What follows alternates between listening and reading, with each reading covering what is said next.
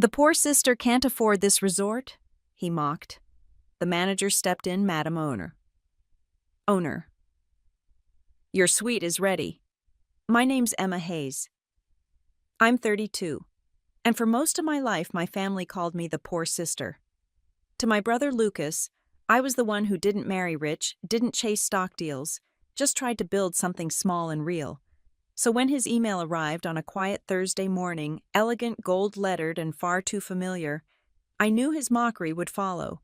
The invitation was for a family reunion at Coral Haven Resort, a place he was already bragging about, completely unaware that it already belonged to me. I stared at the screen coffee cooling in my hand.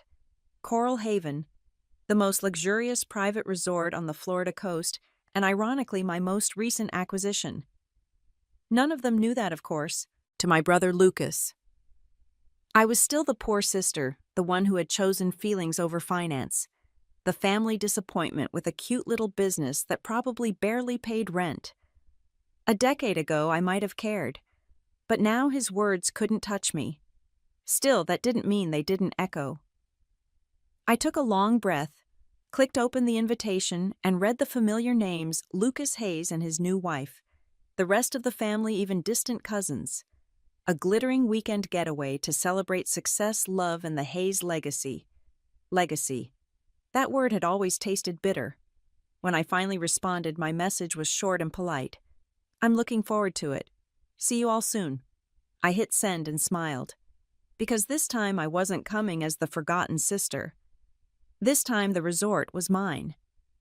Coral Haven had been the dream of 1,000 entrepreneurs before me, a sleek blend of oceanfront luxury and quiet privacy.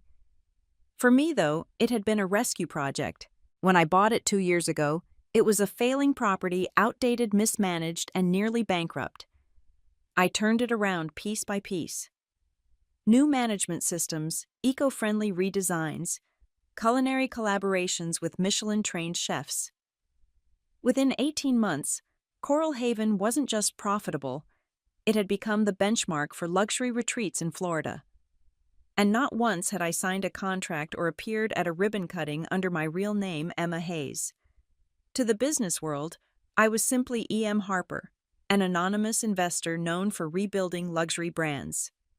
The anonymity had kept me sane, and for the first time in years free. Until now. Are you sure about this? Catherine asked that afternoon, stepping into my office. She'd been with me since the beginning, assistant confidant, and the only person who'd ever seen me cry behind a spreadsheet. It's a family event, she continued cautiously, and they still think you're running a small travel agency. That's what makes it fun, I said, scrolling through the resort's event plan on my tablet. They booked Coral Haven because it's exclusive. They'll never imagine I own it. Her brow furrowed. And your brother Lucas? I forced a laugh. He'll spend the weekend trying to prove I don't belong. He always does. Catherine studied with me. You're not doing this for revenge, are you? I smiled faintly. No, I'm doing it for clarity. But deep down, I wasn't sure if that was true. My brother had always been the family's golden boy, the one with the business degree, the polished smile, the stock portfolio to match. After our parents passed, he'd become the self-appointed heir of the Hayes reputation, investing in high-end properties and reminding everyone, including me, that success had a dress code. When I'd told him I wanted to build something of my own, not from inheritance but from vision, he'd laughed. You're too soft, Em. You don't have the stomach for business. You should just marry rich. That had been 5 years ago. I hadn't spoken to him since. Until now, when he'd unknowingly invited me to celebrate his version of success inside my resort. 2 days before the reunion, I called the general manager of Coral Haven. Thomas, I said we're hosting the Hayes family this weekend. Treat them as you would any other guests for now. Understood, ma'am. His voice was calm, efficient. Would you like me to prepare your usual suite? Yes, I said, glancing at the floor-to-ceiling window overlooking the ocean. But make sure my name isn't on any list. To them, I'm just a guest. He paused. Of course. And if Mr. Hayes makes any unreasonable requests, I smiled. Accommodate him, generously. Let him believe he's in control. Thomas chuckled quietly. "It'll be my pleasure, Madam Owner." That night as I packed, I couldn't help replaying Lucas's words from years ago. "You'll never understand real success until you can buy something people envy." He'd said it at our last family dinner just before he'd toasted his promotion and mocked my tiny travel startup in front of everyone. The table laughed. I'd stayed quiet. But I remembered every word. And now as I folded a cream-colored linen dress into my suitcase, understated elegant, I whispered back, "I don't need to buy envy, Lucas. I will build a legacy." The next morning my private driver took me along the coast. The sea glittered under the Florida sun, turquoise fading into gold where it met the sand. As the gates of Coral Haven appeared in the distance, my heart kicked once, a reflex I hadn't expected. It was strange returning home to a place that didn't know it belonged to you. At the entrance, a sleek black SUV pulled up beside me. I didn't need to look to know who it was. Lucas stepped out, sunglasses in place, designer shirt, crisp smile, smug. "Well, if it isn't my little sister," he said, sweeping his gaze over me. "Didn't expect you'd actually make it. Must have cost a fortune to stay here." I met his smirk with calm eyes. "It's worth it." He laughed, that same practiced patronizing sound I remembered too well. "Let me guess. You saved up for a year. Don't worry, maybe I'll pick up your tab." Before I could answer, Thomas appeared immaculate in his uniform, his posture composed. "Miss Hayes," he said warmly, nodding with the slightest deference only I could detect. "Welcome back. Your suite is ready?" Lucas frowned. "Wait, your suite?" Thomas smiled, professional but knowing. "Yes, sir. Madam Owner's private suite as always." For a second time froze. Lucas's expression fractured disbelief, then realization. The silence that followed was almost sweet. I turned toward him, voice low but steady. "You were right, Lucas. It did cost a fortune. But not to stay here." I took the keycard Thomas handed me, gold-edged with the resort's crest. "To own it." His face was drained of color. The manager gestured politely. "Welcome home, ma'am." As I walked through the glass doors into the sunlit lobby, I felt the weight of years fall away, the laughter, the mockery, the doubt. They had called me poor. Now they were standing in my empire. And for the first time in a long time, I didn't feel angry. I just felt free. Thomas's footsteps echoed softly as we walked through the marble corridor that curved toward the private suites. The air smelled faintly of orchids and ocean salt, the signature scent I'd designed myself long before Coral Haven became the trophy my family admired without knowing. He spoke in a low voice. "We've prepared your suite as usual, ma'am. No one on staff has mentioned your ownership as instructed. Your family believes you're just another guest." "Perfect," I said. "Let's keep it that way, at least for now." He nodded once and gestured toward the elevator. "The rest of your family has arrived. They're in the main dining hall for lunch." Of course they were. Nothing mattered more to the Hayes family than being seen even in private. As the elevator doors slid open, I caught my reflection in the mirrored surface, calm, poised, unreadable. The woman staring back looked nothing like the girl who'd once been dismissed as a failure. From the balcony of my suite, I could see the full expanse of Coral Haven, its cascading pools, sculpted gardens, and the glass pavilion where the reunion dinner would take place tomorrow night. It was surreal to watch my family bask in what I'd built, completely oblivious. Lucas sat near the bar with his wife Miranda, both dressed in coordinated resort white, laughing too loudly. My mother sat beside them, polite but distracted, glancing at her phone between sips of wine. And then, as if on cue, Miranda pointed across the terrace. I followed her gaze. At me. Within seconds, Lucas raised a hand in mock surprise and called out across the patio, "Emma, over here." His voice carried that familiar edge of condescension, the one he used when he wanted everyone to notice him being gracious. I took a slow breath, slipped on my sunglasses, and made my way toward their table. "Look who finally made it," Lucas said, standing just long enough to kiss my cheek. "We were beginning to think you couldn't afford the trip." Miranda smiled, a practiced, light-filled gesture. "Oh, Lucas, don't tease. I'm just so glad you could join us, Emma. Coral Haven is simply divine. Lucas and I were just saying how glad we are that we chose such an exclusive spot for our reunion. The private villas here are just incredible, aren't they? I can't imagine what a weekend like this costs. I smiled tightly. It is special, isn't it? My mother set down her glass. Emma, darling, it's been too long. How have you been busy? I said, taking a seat. Business has been growing. Lucas waved a dismissive hand. Oh yes, your travel agency or whatever it is you do. Must be cute managing those little boutique getaways. Cute, I echoed softly. That's one word for it. Miranda leaned forward conspiratorially. You know, Lucas and I were just talking about investing in property. Real estate is the only stable thing left, really. You wouldn't believe what people are paying for luxury resorts these days.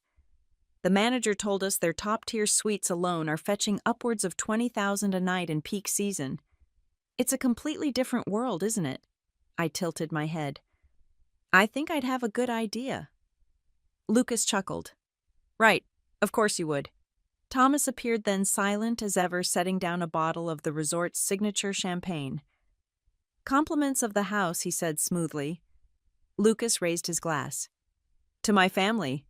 And hard work is finally paying off for some of us sooner than others. I met his gaze. I'll drink that. Lunch passed in that familiar rhythm of shallow conversation and subtle competition. Miranda bragged about her influencer partnerships. Lucas updated everyone on the stock market. My mother politely reminded them that appearances weren't everything, though she said it while adjusting her diamond bracelet. Every so often, Lucas threw in a pointed question. So how's that little company of yours? Are you still managing to get by on your own? Do you ever think about coming back to the family business? Each jab was delivered with the sweetness of honey and the intent of a knife. I played along, smiling, nodding, answering vaguely. It was almost enjoyable watching him dig deeper into his illusion. If he'd looked closer, he might have noticed the resort staff watching me with quiet respect, or how Thomas deferred slightly when I spoke. But Lucas never noticed details that didn't fit his narrative. To him, I was still beneath him. That made what was coming even sweeter. Later that afternoon, Catherine called from my office in Miami. The final transfer went through, she said. The legal paperwork lists Azure Holdings as the sole shareholder of Coral Haven. Everything's official. Good, I said. Keep it sealed until Sunday morning. No leaks. Understood. A pause, then softer. Are you all right? I looked out the window at the pool deck, where Lucas was now bragging to one of the resort's investors, a man who ironically reported directly to me under a different company name. Yes, I said. Just finishing a story that's taken a little too long to end. That evening, a casual cocktail hour was hosted in the garden, which in Hayes family terms meant sequined dresses, name-dropping, and performative generosity. I arrived fashionably late, wearing an ivory jumpsuit that was elegant but understated. Miranda's eyes flicked over me, assessing the brand, the fit, the worth. You look nice, she said finally. Simple but nice. Thank you, I said. I was going for quiet success. She blinked, unsure if it was an insult. Lucas joined us, grinning broadly. Emma, you'll never guess I just met the resort's financial director. Turns out he used to work for one of my competitors. Small world. Extremely small, I murmured. He leaned closer, lowering his voice. You know, if you ever get tired of your little business, I might have room for you at Hayes Capital. We could use someone with your hospitality skills. I appreciate the offer, I said, swirling my glass. But I think I'll stay where I am. I rather like my view. He laughed. Suit yourself. But remember, Em, some of us were born for the top. Others just visit. That one landed sharper than he knew. I felt the familiar spark of anger rise, then fade into something colder, steadier. I turned to him, smiling. You're right, Lucas. I am visiting. But the thing about visiting the top, I set down my glass, met his gaze directly, is that sometimes you realize you built the stairs. He frowned, uncertain how to read it, and Miranda quickly changed the subject. When the party ended, I lingered on the terrace overlooking the ocean. The moonlight glimmered across the water, reflecting the golden glow of the resort lights. My resort. Thomas appeared beside me, hands clasped behind his back. Everything is proceeding as expected, ma'am. Yes, I said quietly. They're still blind, which means we're right on schedule. He nodded. Tomorrow night's dinner will be eventful, unforgettable, I said. For a moment we both stood in silence, the hum of the ocean filling the space between us. Thomas glanced at me. If I may, ma'am. Why now? After all these years. I looked out toward the horizon where the sea met the stars. Because truth, I said, isn't revenge. It's a reflection. He nodded once, understanding more than I said. I turned to leave, my heels echoing softly against the stone. Behind me, Coral Haven shimmered in the moonlight, beautiful, silent, and mine. Tomorrow the mask will start to crack. And by the time it did, the underestimated girl would be gone forever. The next morning broke bright and glassy, the kind of Florida sun that looked gentle until you stood beneath it and felt its weight. From my balcony, I watched the staff preparing for the family's yacht brunch, white umbrellas unfolding like sails, silver trays glinting in the light. Down below, Lucas was already performing. He stood near the dock in tailored linen, giving instructions to a valet as if he owned the place. Every gesture was rehearsed, every smile polished. I sipped my coffee and thought, he hasn't changed at all. Thomas's voice came softly through my earpiece. Everything is proceeding as planned, ma'am. The brunch party is fully booked. Your brother has requested an upgrade to the executive table. Let him have it, I said, watching Lucas gesturing dramatically toward the ocean. Just make sure he thinks he earned it. Thomas's chuckle was brief. Understood. By 10 o'clock, the yacht's deck shimmered with glasses and gossip. The Hayes family reunion had turned into a showcase, a parade of self-importance disguised as celebration. Lucas moved through it like a host, introducing everyone as if Coral Haven were his property. I arrived last, the air shifting subtly as I stepped aboard. Miranda's gaze swept over me. Emma, you look refreshed, she said, voice dipped in polite surprise. I slept well, I replied, taking a seat opposite Lucas. He grinned. You should. It's not every day my little sister gets to experience real luxury. True, I said evenly. Not every day. The waiter appeared pouring champagne. Lucas raised his glass. To family fortune, and he paused, eyes flicking toward me, finally being able to treat everyone. I smiled, lifting my glass. To know when to spend money and when to invest it. A quiet chuckle rippled from a few guests who didn't understand the undertone. Lucas's grin faltered for half a second. The brunch unfolded with the usual rhythm, boasting disguised as small talk. Lucas bragged about a recent partnership deal, Miranda complained about a delayed shipment of Italian furniture, and my mother asked questions meant to sound caring but laced with curiosity. So Emma, she said, stirring her mimosa. Are you still managing that travel business? Something like that? Lucas smirked. She's being modest, Mom. I'm sure she's upgraded to coordinating group tours by now. A few relatives chuckled. I let them. It was easier than explaining I was the reason they were sitting on a yacht owned by the very company I controlled. But then a familiar voice broke through. Thomas. He'd stepped aboard, clipboard in hand, his tone professional. Apologies for the interruption, Mr. Hayes. There's an issue with your guest account. Lucas blinked. My what? The executive suite you requested, Thomas said smoothly. There's been a small error on our end. It appears it's already reserved for the owner. A flicker of irritation crossed Lucas's face. Then move the owner somewhere else. I'm sure they'll understand who I am. Thomas hesitated deliberately. I'm afraid that won't be possible. Miranda frowned. Why not? My husband is a VIP client. Thomas turned slightly toward me. His timing, as always, was impeccable. Because, ma'am, the owner is Thomas, I interrupted gently. It's fine. I'll handle it later. He nodded once. Of course, madam. The word hung in the air like an echo. Lucas blinked, confused. Madam, he glanced at Miranda, then quickly back at me. Must be some mistake. He laughed, but it sounded hollow.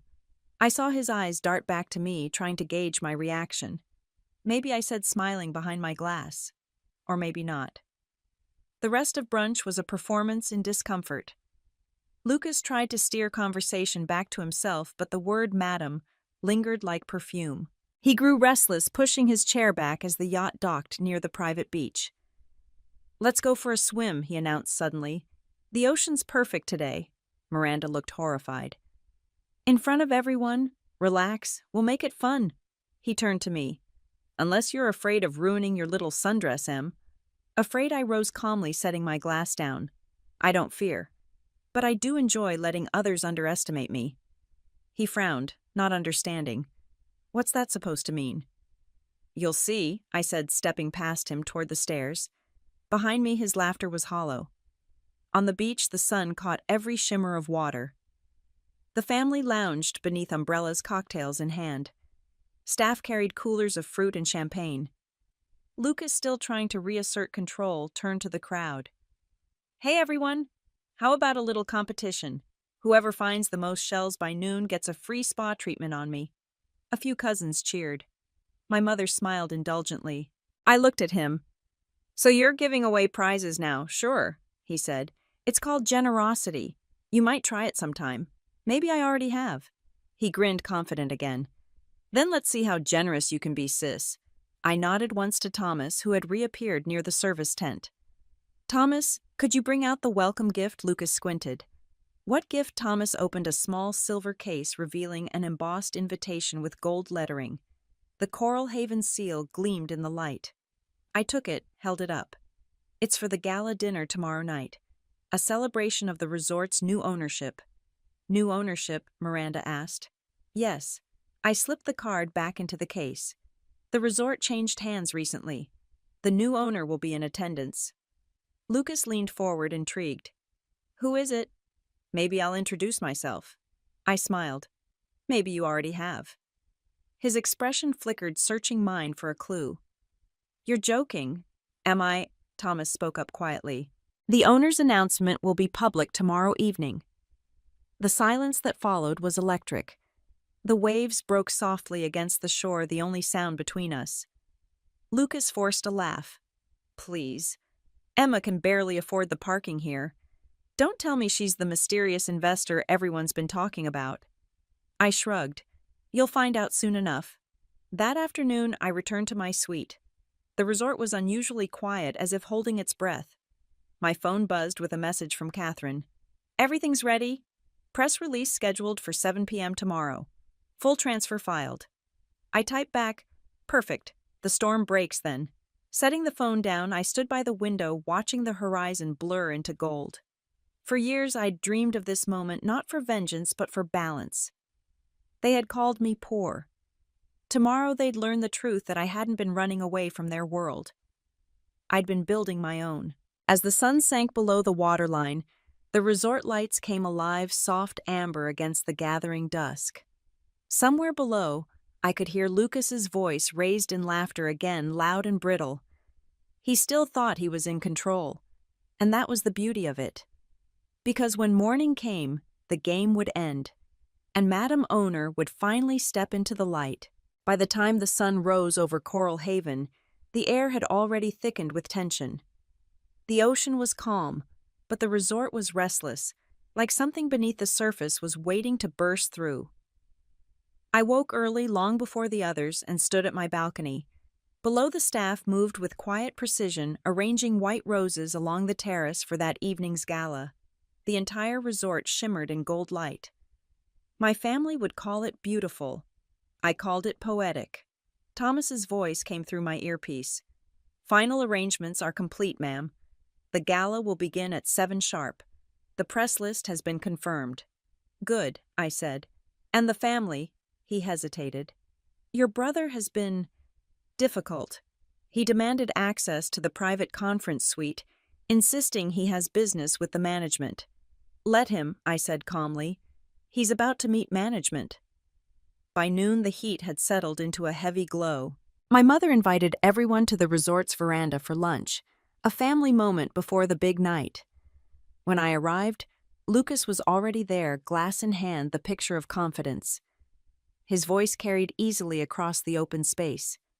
And that's why Hayes Capital is considering expanding into hospitality, he was saying to a cluster of relatives. The industry needs strong leadership. Connections matter. I pulled out a chair across from him. You mean connections like owning a resort? He smirked. Exactly. But of course that requires resources most people don't have. Miranda leaned toward me, her tone syrupy. You'll love tonight, Emma. Lucas has arranged for a few of his partners to attend. You could meet some real investors. I took a sip of water. Oh, I'm sure I'll meet plenty of them. Thomas appeared beside the table, bowing slightly. Excuse me, Mr. Hayes, Miss Hayes. We'll need final confirmation for your table placement tonight. Lucas didn't look up. The head table, obviously. I assume that's where the key investors will sit. Thomas glanced at me. I nodded slightly. Of course, Thomas said smoothly. Everything will be arranged accordingly. As he turned to leave, Lucas added, and make sure my sister's seat isn't too far away. She should at least enjoy the view. Thomas paused, then smiled faintly. I imagine she will, sir. After lunch, I returned to my suite and opened the silver case that held my speech. I'd written it the night before, simple, direct, precise. Every word carried weight. This wasn't just about revenge anymore. It was about revelation, about forcing truth into the light. I thought of my father of the day he'd told me, when the time comes, don't fight for a seat at their table. Build your own. Tonight I will do both. At 6:30, the resort transformed into a dream. The ballroom glowed with crystal chandeliers, soft jazz floated through the air, and servers in white jackets carried trays of champagne. The entire family had gathered dressed in glittering confidence. Lucas looked every bit the heir he imagined himself to be. Navy tuxedo champagne glass, the smile of a man who believed the night belonged to him. He spotted me across the room and raised his glass. You clean up well, sis. Thanks, I said, smoothing the silk of my black gown. You too. Almost like you own the place. He laughed. Not yet. But give me time. Miranda joined him, brushing imaginary lint off his sleeve. Enjoy the evening, Emma. This might be the closest you ever get to real power. I smiled. Oh, I plan to enjoy every second. When the clock struck 7, Thomas took the stage at the far end of the ballroom. The murmur of voices faded as he tapped the microphone. Good evening, ladies and gentlemen. On behalf of Coral Haven, welcome to our annual Investors Gala. Tonight marks the beginning of a new chapter for this resort under new ownership. The crowd erupted in polite applause. Lucas leaned toward me. Finally. Let's see which lucky billionaire bought this place. Thomas continued. Please welcome to the stage Miss Emma Hayes, the new owner of Coral Haven Resort. The room froze. For a moment, no one moved. Lucas's hand holding his champagne flute began to tremble. His perfect smile fractured. He looked at me, then at Thomas, his mouth opening and closing soundlessly like a fish out of water. The glass slipped from his fingers, clattering to the marble floor and shattering into 100 pieces. As I stepped forward, the applause stumbled into silence. Every eye turned toward me. Shock, confusion, disbelief. Lucas's face was drained of color. What? What did he just say? I reached the podium, my heartbeat steady. Good evening, everyone, I said. I'm honored to welcome you to Coral Haven, my resort, my home, and the place where I built everything you see tonight. Gasps rippled through the crowd. Cameras flashed. Lucas rose from his chair. This is some kind of joke. Is it? I asked softly. You've been staying in my suites, dining at my tables, making business deals in my conference rooms. You wanted to sit at the head table, Lucas. Congratulations. You're in my house. Miranda's hand shot to her mouth. You can't be serious, I am, I said. 2 years ago, when you told me I'd never make it in this world, I listened. And then I bought the world you were living in. The room murmured voices overlapping, disbelieving. My mother stared at me, tears welling. Lucas finally found his voice. You manipulated us. No, I said. I watched you. You laughed at me, called me the poor sister. You told me success was about control. But the truth? Lucas? I paused, looking directly at him, is that control is nothing without respect. He looked as if I'd struck him. Thomas stepped forward, handing me a small document folder. The official transfer of ownership, he said, for the audience's benefit. I turned it around, the Coral Haven seal gleaming in the light.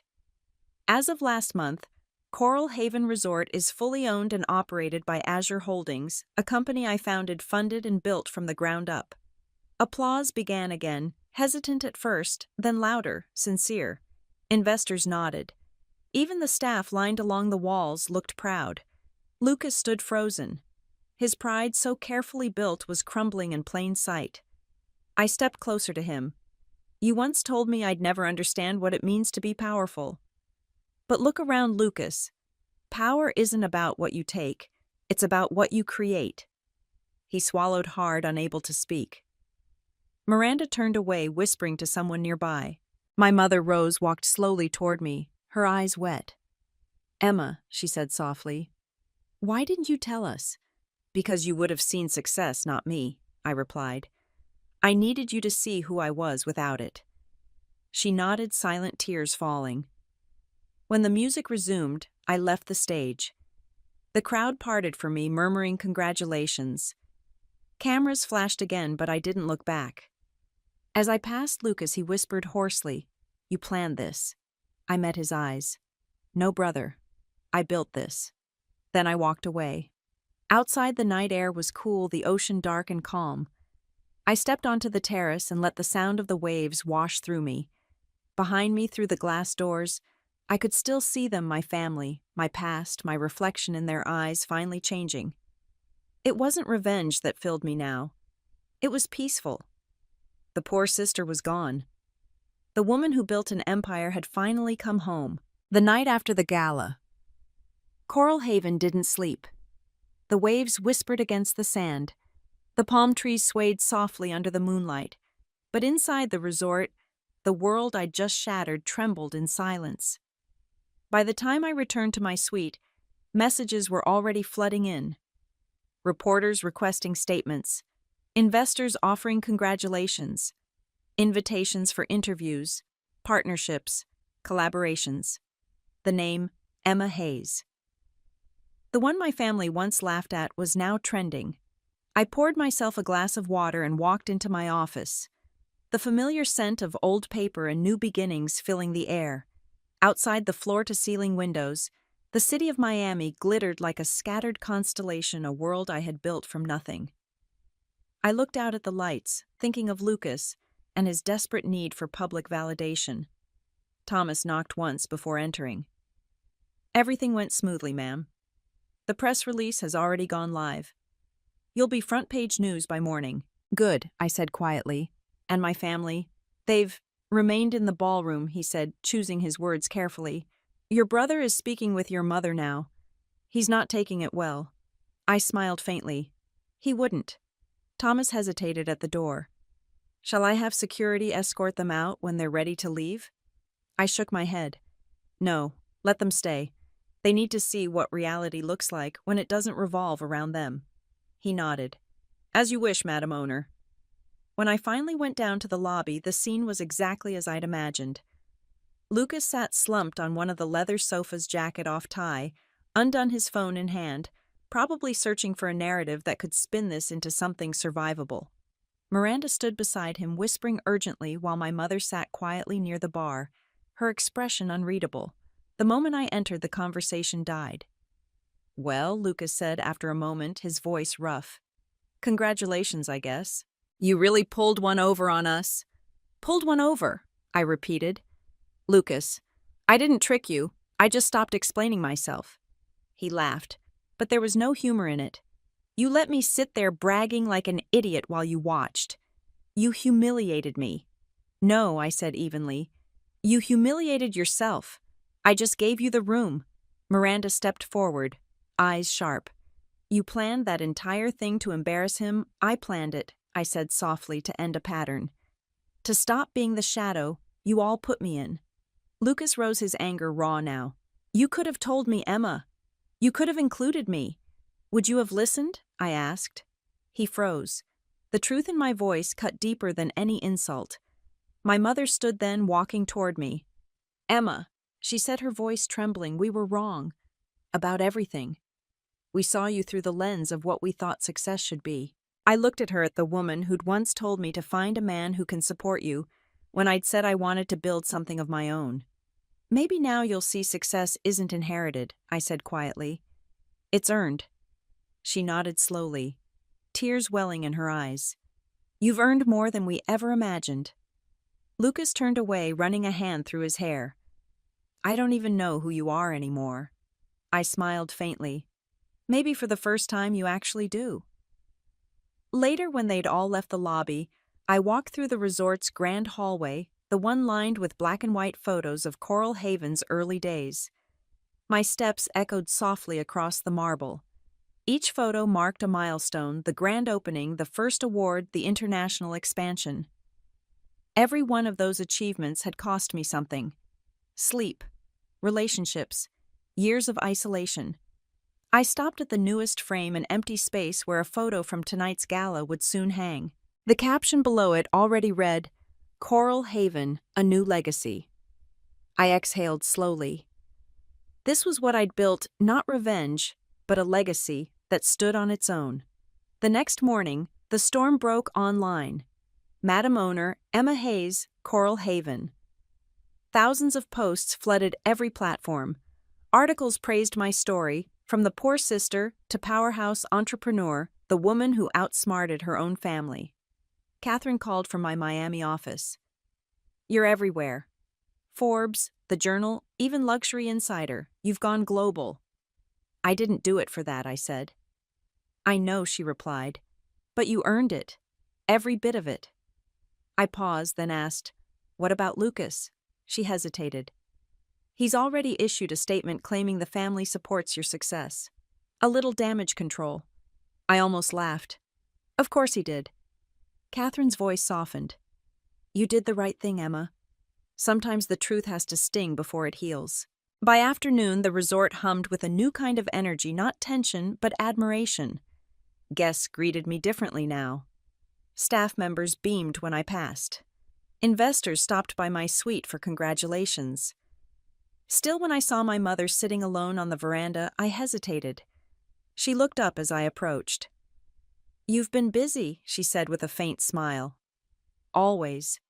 I suppose this means you won't be joining us for family holidays anymore." I sat across from her. "Maybe I will, but not as the poor sister anymore." She nodded slowly. "No, that title doesn't fit you anymore." For a long moment we watched the waves.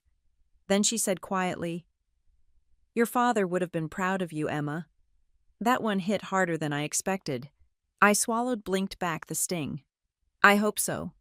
"He would," she said firmly. "He always believed you'd find your own way. You just did it on your own terms." That evening, as the sun dipped low and the resort glittered gold, I walked the beach alone. For the first time in years, my steps felt light. I thought about the word share, how Lucas used it to talk about stock control ownership.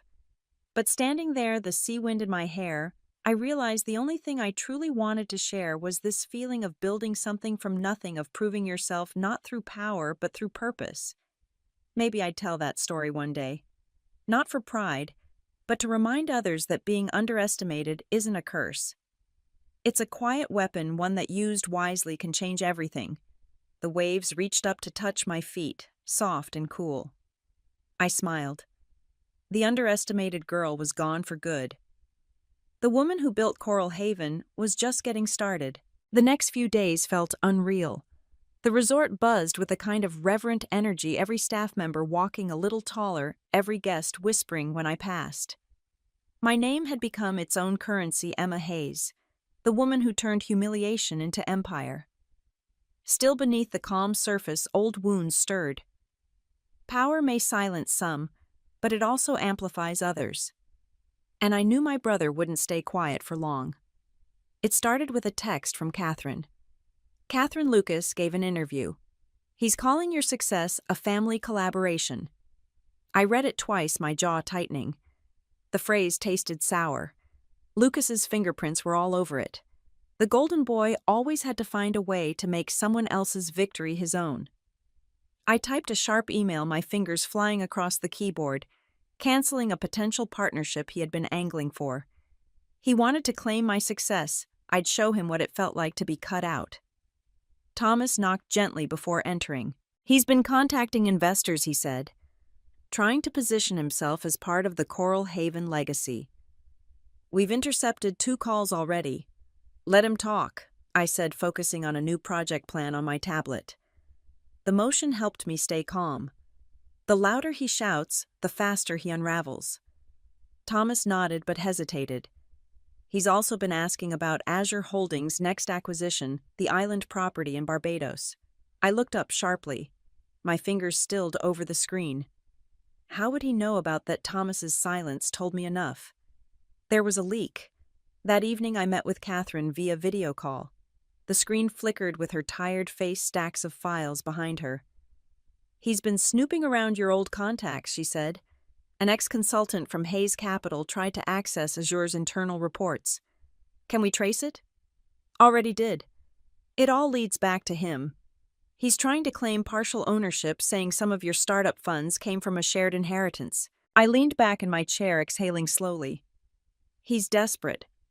Catherine's voice softened. You knew he wouldn't take defeat gracefully. Yes, I said, but I didn't think he'd weaponize the past. Outside my window, the sea was dark and endless.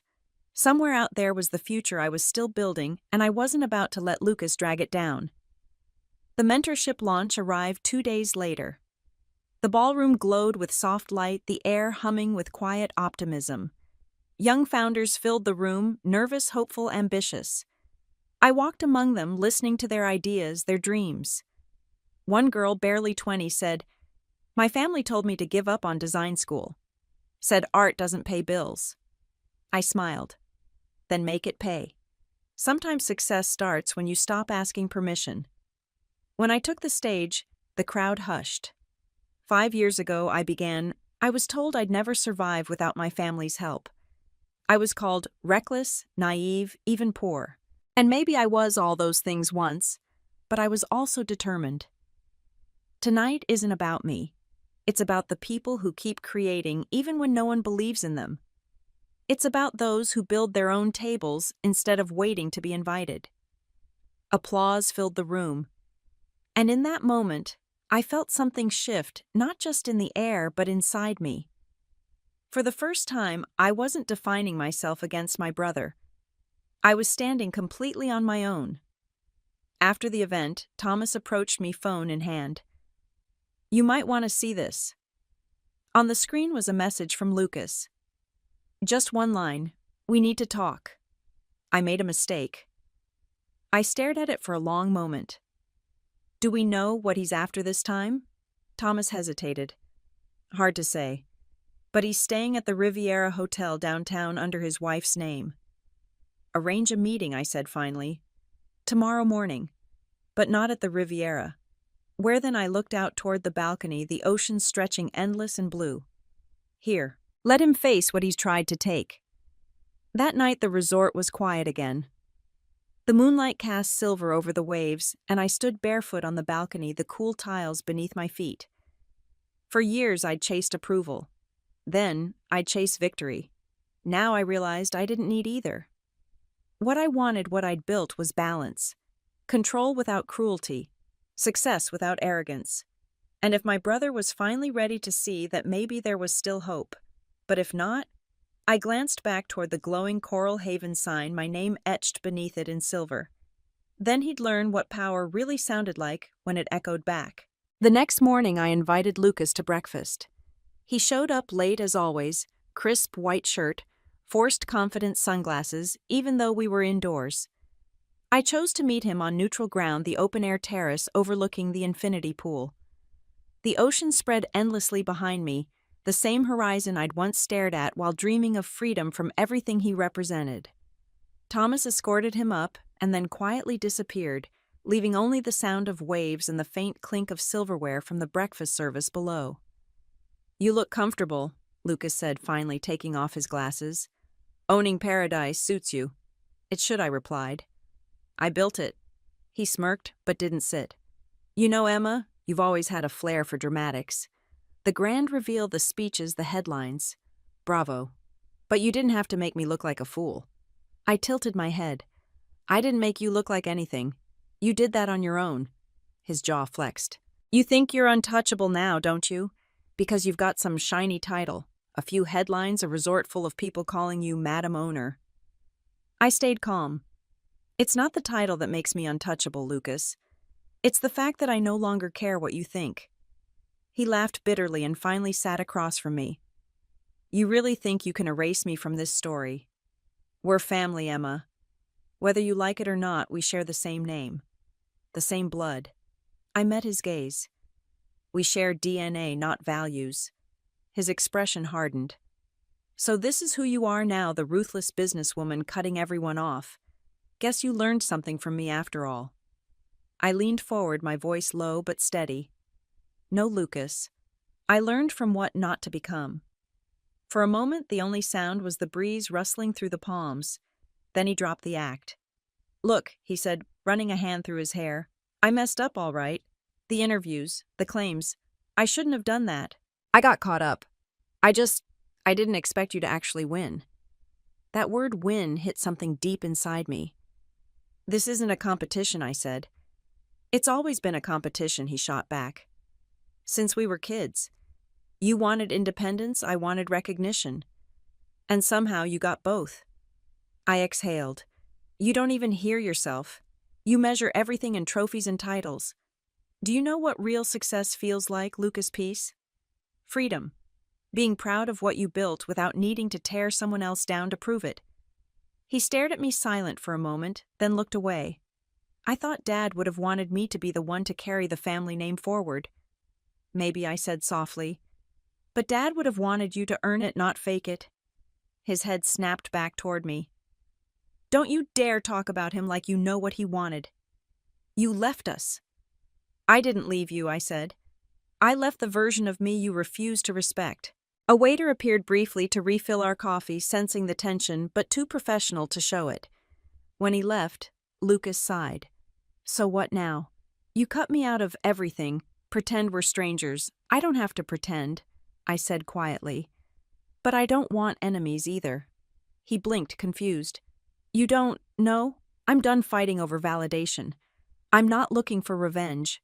I'm offering closure. He frowned. Closure, yes. You stay out of my business, no more false statements, no more backdoor deals. In return, I'll let you save face. Publicly, we'll remain the polished family the press loves. Privately, we'll both move on. He laughed under his breath. You're giving me terms like a negotiation. You're a businessman, aren't you? I said. Consider this my final deal. He studied with me for a long time, and if I don't agree, I leaned back, my tone calm but cold. Then I make sure every investor you've ever lied to knows exactly how deep your debts run. And trust me, they'll believe me before they believe you. The silence that followed was absolute. The ocean shimmered below us, reflecting the morning sun like molten glass. Finally, Lucas said quietly, You really are Dad's daughter. I nodded. And you could be too if you stopped acting like the world owes you something. He stood abruptly, shoving his hands into his pockets. You know what the worst part is? I thought you'd rub it in. I was ready for that. I can handle being mocked. But this, he gestured at me, at the calm, measured control. This is worse. Because it's real, I said simply. He gave a short, humorless laugh. You sound like a CEO already. I am one. He hesitated, then looked out toward the ocean. You really built all this, every brick. Every share. Every sleepless night. He exhaled slowly. And you're not afraid it'll all come crashing down, I smiled faintly. Fear doesn't disappear. You just learn to move through it. He turned back towards me, eyes searching. So, what now? You tell the truth. I said. You retract the lies. You stop trying to take what you didn't earn. And maybe someday when you've built something of your own, we can talk again as equals. He didn't reply right away. When he finally did, his voice was quieter. You always did have the last word, huh? Not always, I said. Just when it matters. As he walked away, I watched his reflection fade in the glass wall beside the terrace. For a long time I stayed there, the sun climbing higher, the light turning sharper. Thomas appeared beside me. "Everything all right, madam?" "Yes," I said, my voice steady. "It will be." He nodded. "Should I prepare the statement for the press?" "Not yet," I said. "Let him speak first. The truth will sound better coming from him." Thomas smiled slightly. "You think he'll do the right thing?" I looked out at the horizon. "Eventually. Pride takes time to sink." That evening I received a message. "Lucas press statement going live tonight. Hope it's enough." I opened the link when it appeared an hour later. The headline read, "Lucas Hayes acknowledges sister's independent success, withdraws prior claims." His quote was short but sincere. "Emma built her company without anyone's help. I'm proud to call her my sister." It wasn't perfect, but it was enough. As the sun disappeared over the sea, I stood once more on the balcony, the wind soft against my hair. Peace wasn't a headline. It was this, the quiet after the storm, the stillness earned through fire. And for the first time in years, I didn't feel like the poor sister anymore. I felt whole. The news cycle burned hot for 3 days, and then faded, replaced by fresher scandals and louder names. But inside Coral Haven, something had shifted for good. Guests didn't whisper anymore when I walked by, they greeted me openly. Employees, once cautious, carried a quiet pride. My story had stopped being gossip. It has become an inspiration. But the calm didn't feel empty, it felt earned.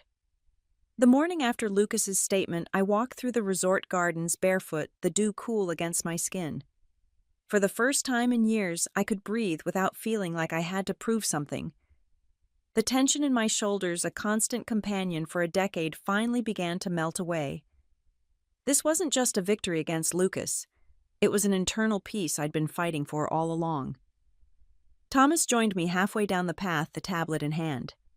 "Morning, madam. The resort's bookings are up 30% since the announcement. We've received inquiries from investors about expanding the Coral Haven brand internationally." I smiled faintly. "They love success stories, especially ones that come with a twist." "Would you like me to schedule calls?" he asked. "Not yet. Let's focus on the foundation first. Legacy before expansion." Thomas nodded, understanding immediately. "The mentorship program is gaining traction, by the way. We've already had applicants from 5 different countries." "Good," I said. "That's the part that matters." He hesitated. "And your brother, I haven't heard from him," I said quietly. "But that's fine. Silence is a kind of peace, too." Later that day, I met with the resort's board in the executive suite, my father's old desk now serving as the centerpiece. The irony never escaped me. The same man who had once told me business was no place for emotions had unknowingly taught me to build something worth feeling for. The agenda was long quarterly growth staff restructuring, a new environmental initiative for the resort chain. I listened carefully, taking notes. Power, I'd learned, wasn't about talking the most. It was about understanding when to speak. Halfway through, Thomas handed me a folder. "From the accountant, ma'am. Your personal portfolio updates." Inside were pages of figures, shares, properties, partnerships. I skimmed them quickly, but one line made me pause. "Hayes Family Trust. Remaining balance. 0 tons." It took a moment for the realization to sink in. The trust fund that had once been my family's greatest leverage over me was gone. I looked at the number again, my mind racing. Lucas had closed it. He'd done it without a single word to me, without needing an audience or a headline. He had finally acted not for show, but because it was the right thing to do. A small, unfamiliar warmth spread through my chest. Maybe, just maybe, the boy who once saw everything as a competition was starting to see the world differently. This wasn't a peace treaty. It was an act of quiet surrender. And with that, a small seed of hope for us began to grow. Lucas closed the trust, Thomas explained quietly. He transferred what was left into your foundation account this morning. He wanted it to go toward the mentorship program. I sat back, stunned. He did that without telling me. "Yes," Thomas said with a small smile. Seems like he finally found something worth investing in. That night, the resort hosted a private dinner for the Foundation's first group of scholars, 8 young women, each from different corners of the world. They were nervous, whispering among themselves as they took their seats. I recognized that look. I'd worn it once too. When the room fell quiet, I stood. 5 years ago, I said I was told passion doesn't pay bills. I was told I was chasing an illusion. Tonight, I want you to remember something: your dreams aren't the problem. The people who can't see them clearly are. One girl, Aisha from Nairobi, raised her hand shyly. Miss Hayes, how did you keep going when everyone told you to stop? I smiled. By remembering that silence isn't failure. Sometimes it's preparation. A murmur of understanding rippled through the table. I felt something warm rise in my chest, a pride that wasn't tied to profit or recognition, but to purpose. After dinner, I walked to the edge of the beach, heels in hand, the sand cool beneath my feet. The sky above was painted with deep purples and golds, the last edge of sunlight fading into night. For a moment, I thought about the word legacy. When I was younger, I thought legacy meant inheritance, a last name, a house, a will, a list of stocks passed from one generation to the next. But standing there feeling the breeze lift my hair, I realized legacy was what you built in others. Lucas had inherited our father's business instincts. I had inherited his stubbornness. But what I'd created, what I'd chosen, was empathy, resilience, purpose. And maybe that was the better inheritance. Later, back in my suite, my phone buzzed with a message from an unknown number. Lucas. Heard about the scholarship dinner. Dad would have been proud. I'll be in Miami next week. Maybe we can talk. I stared at the message for a long moment, then typed back, dinner's on me. No more battles. No more proving. Just rebuilding. For the first time, it didn't feel like weakness to forgive him. It felt like freedom.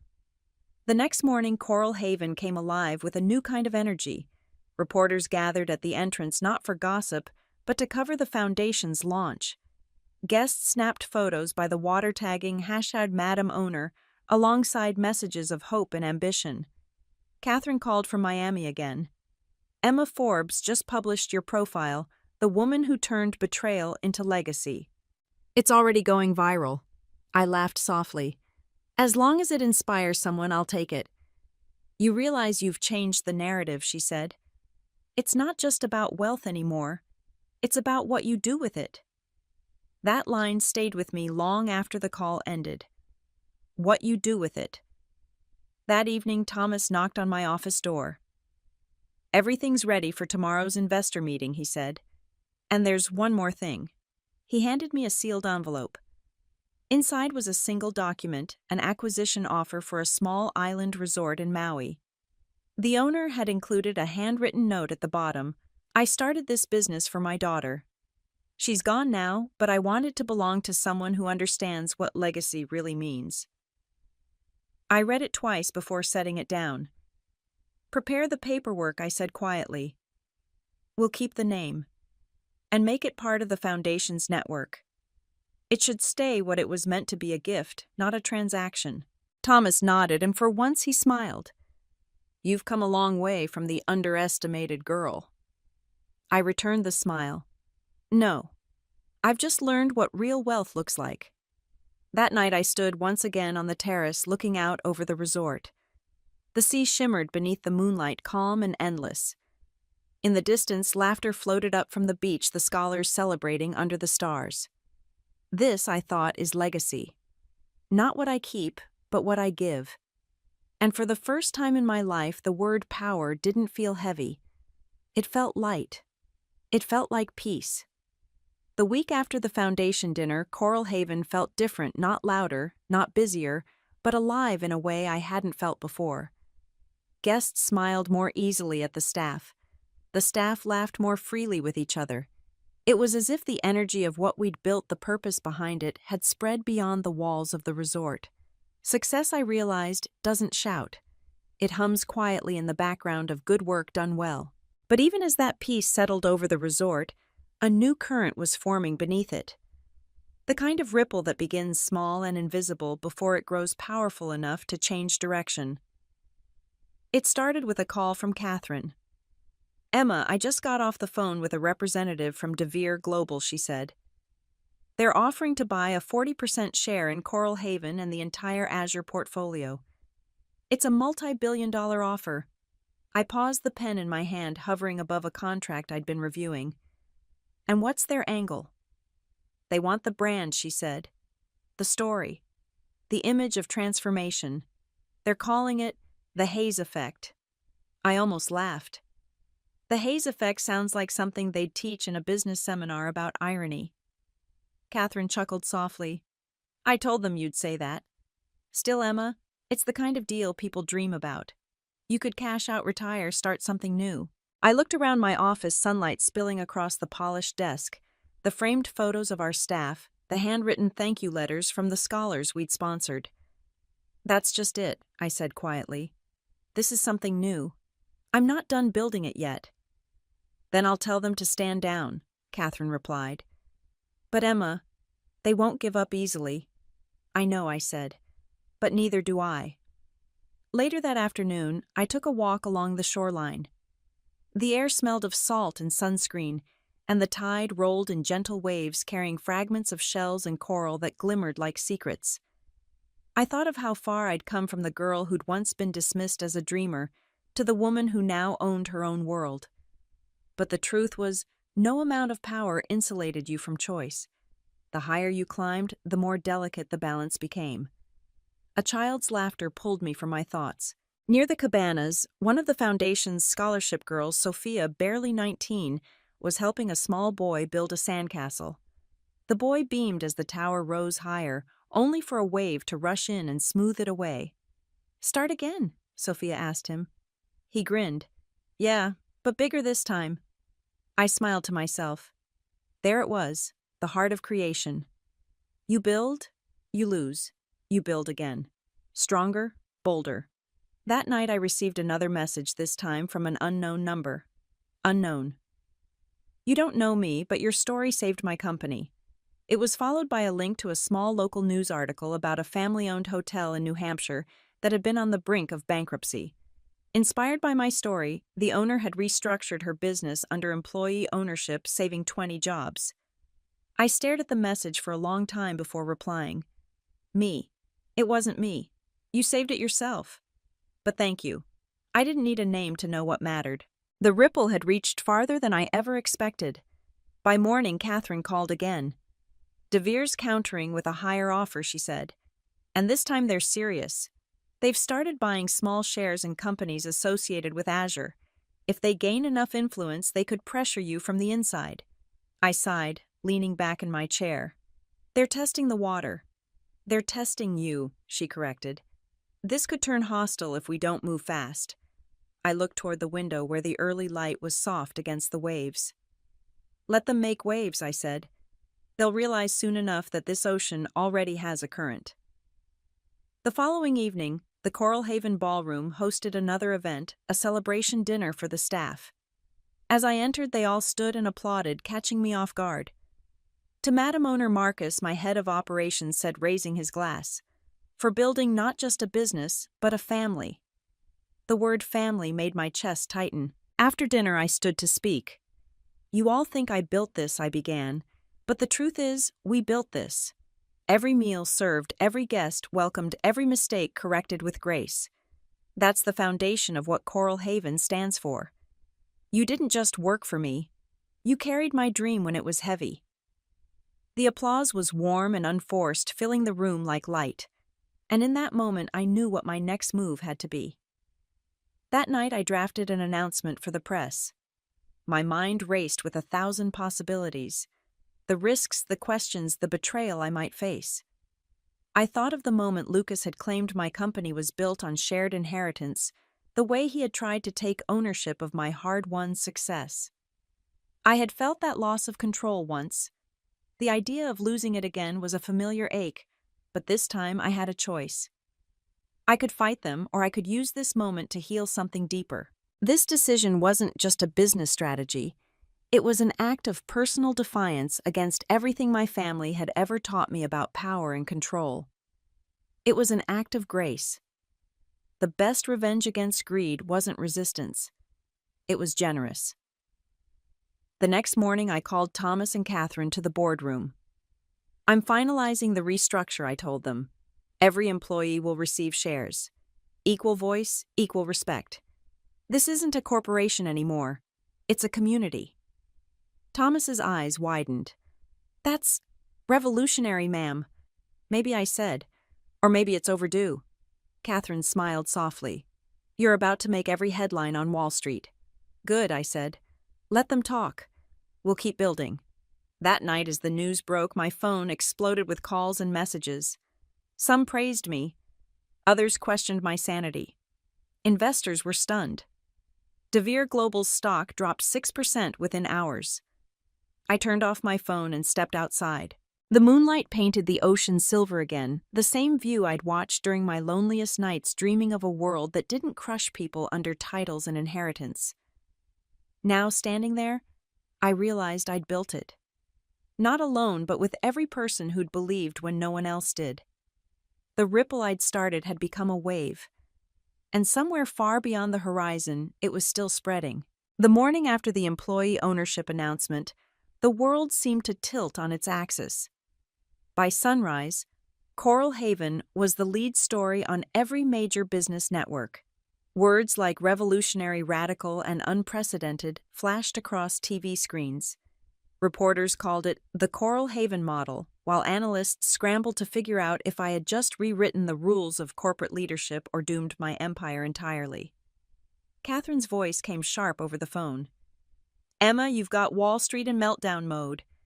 The DeVere CEO just gave an interview calling your move financial suicide with good intentions.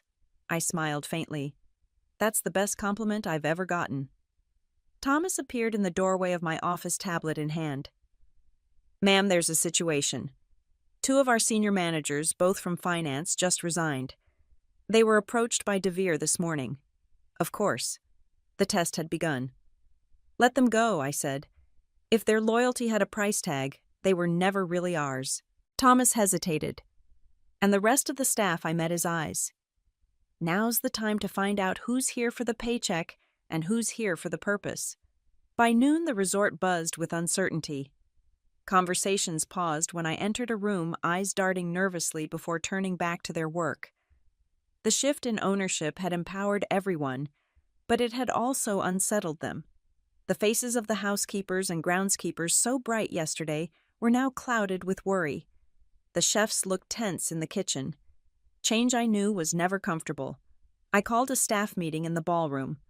Over 100 employees gathered, their faces a blend of curiosity and fear. They avoided eye contact, their hands clasped nervously in front of them. It was the look of people who'd been promised something too good to be true, waiting for the other shoe to drop. I stood before them with no script, just truth. I know what people are saying, I began. That I've lost control. That giving away shares was a mistake. That we'll collapse without a single name at the top. A murmur rippled through the crowd. Some nodded, unable to hide their agreement with the words of the outside world. I continued, my voice steadying. Maybe they're right if control is the only thing that keeps people working hard. But that's not what built Coral Haven. You did. Every server, every cleaner, every manager who gave more than they were ever paid for. So if this place is going to thrive, it won't be because of me, it'll be because we believe in each other. A silence followed. Then somewhere in the back, one of the kitchen staff began clapping. Slowly the sound grew until the whole room was on its feet. The fear in their eyes was replaced by a quiet defiance. I saw it on the face of the young valet who had just started and in the tearful eyes of a veteran housekeeper. They weren't just employees anymore. They were owners. Thomas, standing by the doors, smiled for the first time in days. The test wasn't over, and for that moment, we'd passed the first part. Later that afternoon, a black SUV pulled up in front of the resort. I didn't need to see the driver to know who it was. Lucas. He walked through the lobby with that same confident stride, but something about him was different. The arrogance had faded into something quieter, heavier. You've really done it this time, he said when he reached my office. You've made headlines in every country. Not my goal, I said, motioning for him to sit. But if it inspires change, I'll take it. He sat but didn't look at me right away. You realize this kind of move doesn't just affect you. It affects everyone who does business with you. Investors are nervous. Banks are watching. De Vere's circling like sharks. I'm aware. He finally met my gaze. Then why do it? Because I remember what it felt like to be powerless, I said. And I promised myself I'd never build something that made others feel the same. He exhaled, rubbing a hand over his jaw. You're crazy. Probably. But brave, he added quietly. That surprised me. I came to tell you, he continued. De Vere reached out to me. Offer me a consulting contract to stabilize your company if the employee ownership fails. I laughed softly. They're persistent, I'll give them that. What did you say? I told them? No, he said simply. I'm not doing that again. I studied with him. Why? He leaned forward. Because for the first time I saw what you're trying to build. It's not just business, Emma. It's bigger. And maybe I want to be part of that, not as your competition, but as your brother. For a moment, words failed me. Then I said, it's not about being part of my story, Lucas. It's about writing your own. But I won't stop you if you want to help. He nodded slowly. Then let me prove it. The next week tested us harder than any before. De Vere launched a smear campaign questioning the legality of our ownership model. Rumors spread online that staff were unhappy that the foundation was underfunded, that the resort was secretly in debt. I called an emergency board meeting this time with every department head and employee representative. This is the moment they're waiting for, I said, projecting a news clip onto the screen. For us to panic, to divide. Don't give them that satisfaction. Marcus, our head of operations, spoke up. What if we hit back publicly? No, I said. We respond by example. Transparency. We'll open our books, show our numbers. If we lead with honesty, they can't weaponize rumors. Lucas, sitting beside Thomas, nodded. It's risky, but it'll shut them down. I smiled. Exactly. 2 days later, we held a press conference at Coral Haven. The ballroom was packed with journalists' cameras flashing like lightning. I stepped up to the podium. They say giving away control is weakness. I began. But what's stronger than trust? What's braver than betting on people instead of profits? This isn't a company built on fear. It's built on faith in each other. Behind me, the staff stood shoulder to shoulder, chefs, housekeepers, managers, even Lucas. When I finished, the applause was thunderous. The next morning, the headlines shifted. Emma Hayes shuts down critics with transparency move. Coral Haven's radical honesty model wins support from employees. We'd done it. Not through threats or power plays, but through truth. That night, the resort felt lighter than it had in months. Lucas joined me on the balcony, the ocean glowing silver under the moonlight. You really think this will last? He asked. I took a slow sip of wine. If we keep leading with purpose, it will. He nodded. Then maybe there's hope for me, too. There always was, I said.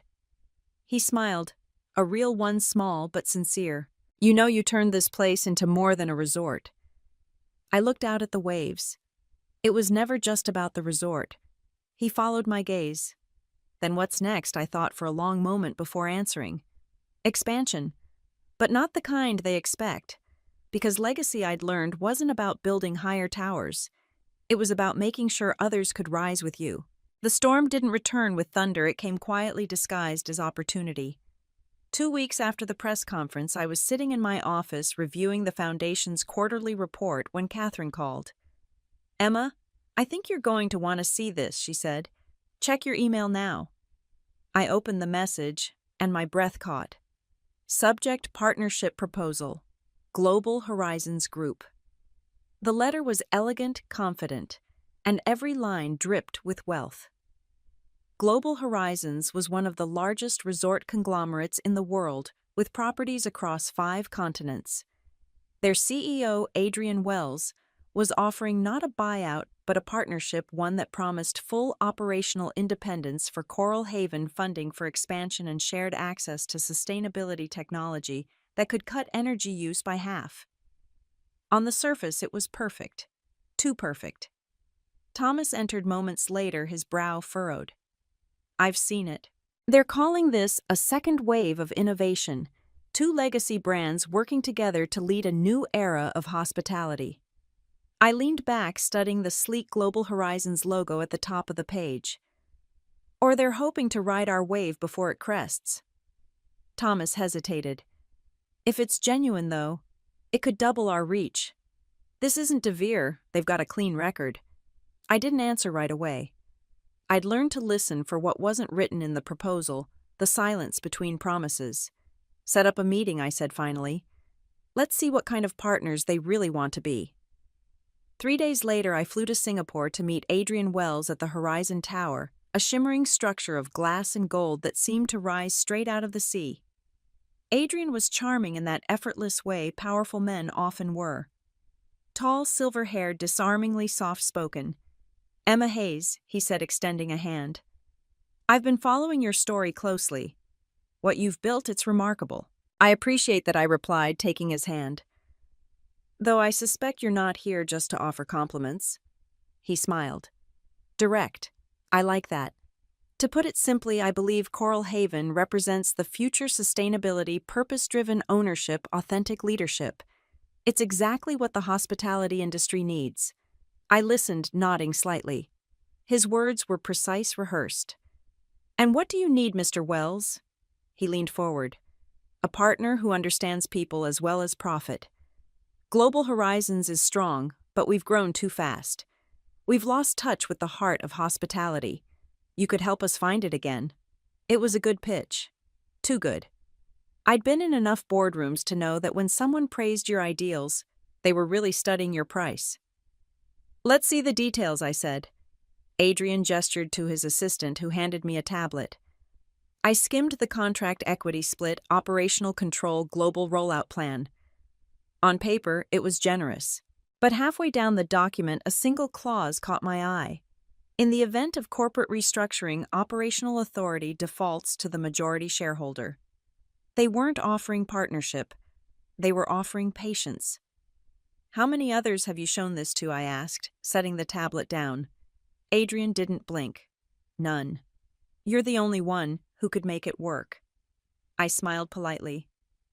Then you'll understand when I say no. His polite facade cracked. A flicker of genuine frustration crossed his face, his jaw tightening almost imperceptibly. He leaned back in his chair. You might reconsider. A partnership like this could secure your company's future. I already have, I said, rising from my chair. And Coral Haven's future isn't for sale. As I walked out of the opulent room, I felt a quiet satisfaction. He was a man who understood price, but not value.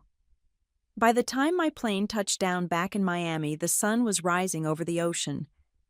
I turned my phone back on. Dozens of missed calls. Catherine, Thomas, Lucas. Something was wrong. Thomas's voice was tight when he finally answered. Emma Global Horizons just went public with the proposal. They've framed your refusal as arrogance. They're claiming you rejected a sustainability partnership that could have changed the industry. Catherine cut in from another line. They're calling you elitist. Hashtags everywhere, Haven. Hypocrisy. Share the wave. Social media's turning it into a storm. I exhaled slowly. So this is their second wave. That afternoon, the resort was under siege, not physically, but online. Angry posts, misleading headlines, accusations that Coral Haven was hoarding resources and refusing collaboration. Lucas burst into my office. We can't ignore this. If we don't respond, they'll control the narrative. I shook my head. We don't fight waves with walls. We redirect them. He frowned. Meaning we show the world what real partnership looks like. Within 48 hours, we launched the Haven Collective, a new initiative inviting independent eco-resorts and small hotels to join forces under our sustainability network. No buyouts. No contracts. Just shared knowledge, open-source tech, and mentorship. Our announcement video opened with footage of staff planting coral reefs, teaching local youth, and restoring beaches. It ended with my voice. Partnership isn't ownership. It's alignment. We rise by sharing, not by selling. The response was immediate and explosive. Thousands of shares. Articles calling it the anti-corporate revolution of hospitality. Even Global Horizons went silent. A week later, I sat on the beach outside Coral Haven, watching the sunset bleed into the horizon. Thomas joined me holding 2 cups of coffee. "You realize you just turned a corporate attack into a global movement," he said, handing me one. I smiled faintly. "No." "We did." He nodded. "Still, that was a risk. What made you so sure?" "Because waves don't destroy the ocean," I said softly. "They shape it." We sat in silence for a while, the tide rolling in warm and steady. Then my phone buzzed with a new message from Adrian Wells. "Well played. Maybe there's more than one way to build a legacy." I smiled. Maybe there is. Later that night, as I walked through the resort's lobby, guests stopped to congratulate me. Staff waved from behind the reception desk, and a little girl tugged at her mother's sleeve, whispering, "That's Madam Owner." For the first time in months, the word didn't feel heavy. It felt earned. Coral Haven had survived the second wave. And this time, we weren't just standing, we were sailing forward. The morning light broke across the ocean like a soft unveiling, streaks of gold rippling over the water. From my balcony, I could see the Coral Haven staff preparing the beach for another day, setting chairs, raking sand, laughing as the tide kissed their ankles. It wasn't the image of a resort anymore. It was the heartbeat of something alive. The storm had passed. Global Horizons had backed off. De Vere's smear campaign had burned out. And for the first time in a long while, peace didn't feel temporary. It felt earned. I turned when Catherine knocked softly on my door. "Morning," she said, stepping inside with her tablet. "Final reports are in. Since the Haven Collective launch, we've added 26 partner resorts across 3 continents. And," she grinned, "your speech at the Global Sustainability Summit was just named the most replayed keynote of the year." I smiled faintly. "Good. Maybe people are finally ready to listen." "They're not just listening," she said. "They're following. You've started a movement, Emma." "A movement." The word felt heavy with responsibility, but also with purpose. I glanced out the window again. "Then we'd better make sure it keeps moving." By noon, the boardroom was full, Thomas Lucas, Catherine, and the department heads. The energy was light and focused. "All right," I said, looking around the table. "We've survived the storm, but this isn't the end. Coral Haven was never meant to be an island. It's a foundation. The next step is expansion." Thomas raised an eyebrow. "Another resort?" "Something more permanent," I said. "The Haven Institute. A center for sustainable hospitality training. Scholarships for young entrepreneurs. Workshops for resorts joining our collective programs for women in leadership." Lucas leaned forward. "A legacy." I met his eyes. "A future." The room buzzed with quiet excitement as ideas started flowing: curriculum models, funding, logistics, potential locations. Catherine took rapid notes, occasionally looking up at me with a spark in her eyes. After an hour, I stood. "Thank you all. We'll finalize the plans next week. But remember, this isn't about creating more buildings. It's about building people." As the team filed out, Lucas lingered behind. "You know," he said, "I used to think success was about winning. Out-earning, outsmarting, outmaneuvering everyone else. But watching you these past months, I get it now." I smiled. "What's that?" "That real success is about contribution. About sharing the win." I nodded. "Welcome to the right side of the table, brother." He laughed quietly, shaking his head. "You always had to have the last word, didn't you?" "Not the last," I said, "just the truest." That evening, Coral Haven hosted its first annual Waves of Change Gala, an event to celebrate the Foundation's scholarship recipients and the staff who made everything possible. The ballroom shimmered under candlelight, guests dressed elegantly, but without pretense. It wasn't a display of wealth, it was a reflection of purpose. As I stepped onto the stage, applause filled the room. I waited for the sound to settle before speaking. 5 years ago, I began. I walked into this resort as a guest. My own brother called me the poor sister. The staff here treated me with more kindness than my own family did that night. What they didn't know, what none of them knew, was that this resort already belonged to me. A ripple of quiet laughter moved through the room. That night I learned something I've carried ever since: ownership means nothing if it's not shared. Power means nothing if it's not used to lift others. Coral Haven isn't a resort. It's a reminder that success, no matter how personal, becomes meaningful only when it becomes collective. The applause came again, stronger, longer. When it faded, I continued. Tonight we celebrate not just what we've built, but what we're still building.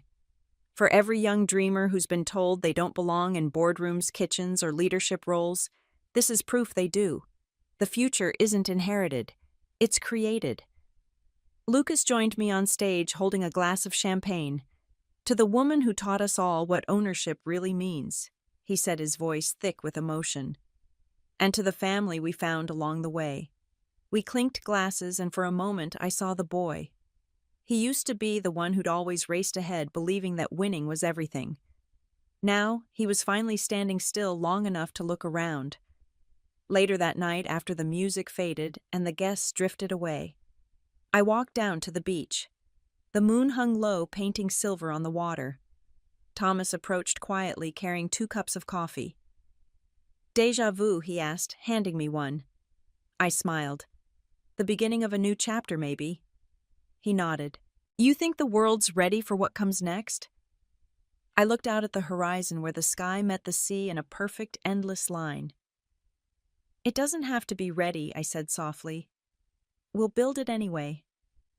For a while we stood in silence, the waves breaking softly at our feet. The same ocean that had witnessed every rise, every fall, every revelation. And I thought of everything that had led here, the pain, the betrayal, the redemption.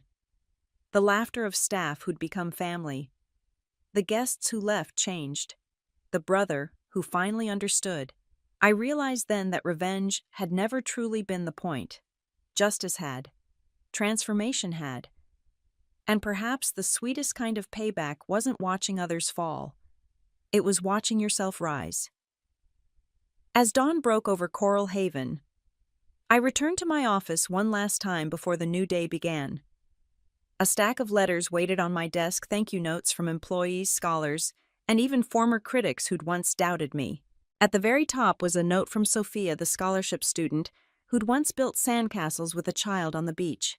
"Dear Madam Owner, thank you for building something that showed us we could build too." I smiled, setting it down gently. Outside, the staff's laughter carried through the morning air. The resort was awake again. So was I. As the sunlight reached across the sea, I whispered to no one in particular, "Here's to the next wave." And I knew whatever it looked like, wherever it went, the horizon we were building would be wide enough for everyone.